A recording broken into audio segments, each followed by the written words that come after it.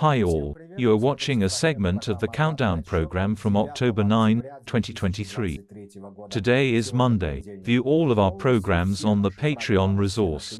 We'll talk about the topics of today's postscript a little later, but now let's get to the main topic. Putin opened a second front. Middle Eastern terrorist. On Saturday, October 7, as if as a gift to a bald rat, Hamas attacked Israel. According to the Israel Defense Forces, more than 700 Israelis have been killed and 2,150 injured since Saturday morning. The numbers of dead and injured are constantly growing. Hamas terrorists are friends and partners of the Kremlin. Like once upon a time, in Soviet times, the Palestine Liberation Organization with Yasser Arafat. At that time, the Middle East direction was led by Yevgeny Primakov, Putin's idol. After the collapse of the USSR, the level of aggression of terrorist movements dropped sharply, since the main uterus that fueled international terror died.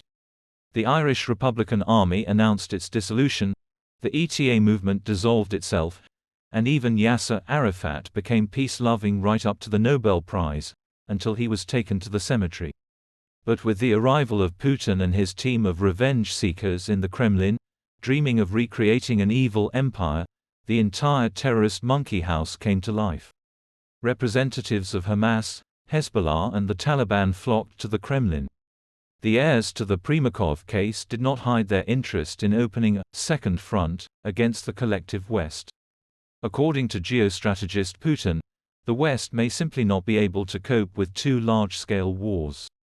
Therefore, the activation of the second terrorist front was only a matter of time. And now it has come, surprisingly coinciding with European fatigue, unimpotence, and the electoral cycle coming into force in Europe and the USA. The Kremlin's plan is simple. The world order has been shaky for a long time, and the actions of the Western political establishment do not correspond to reality, and the bald goat constantly bleats about this. Remember what he said from the podium in Valdai.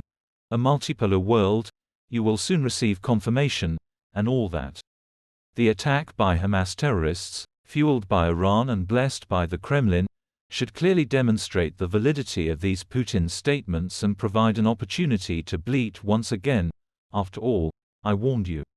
Now get a big war in the Middle East, a long war in Europe and streams of refugees into their countries concerned about tolerance. Moreover, receive them from different directions. And deal with it as you wish, if you do not comply with the wishes of your post-Soviet comrades.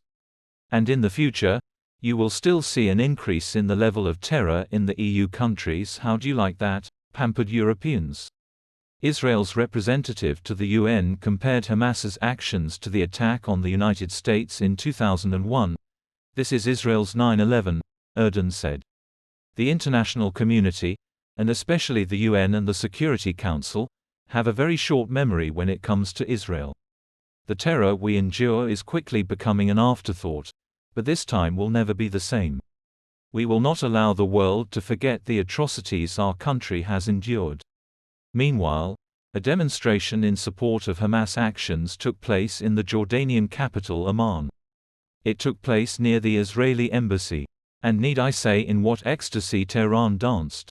Thus, the anti-Western coalition of the post-Soviet goats Ru has been formed.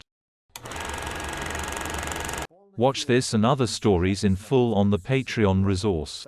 Become our patrons right now and look further in this program. The global misunderstanding called the UN continues to demonstrate its impotence. Following an emergency meeting of the UN Security Council on the situation in the Middle East, no action was taken. Increased street patrols have been introduced in London. They cannot rule out attacks by Islamic extremists who have long penetrated the UK. Iranian security officials helped the Palestinian Islamic movement Hamas plan an air and ground attack on Israel.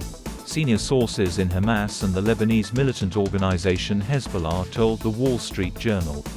The Israeli defense minister has ordered a complete blockade of Gaza, where a ground operation to clear the territory of terrorists may begin in the next 48 hours.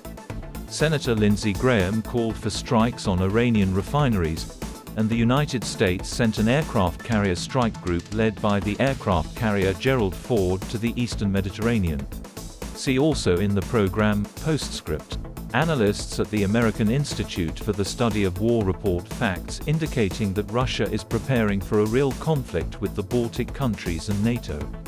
She blesses the war in the Middle East, while simultaneously building up forces in the Baltic direction. The Polish direction has been entrusted to Lukashenko.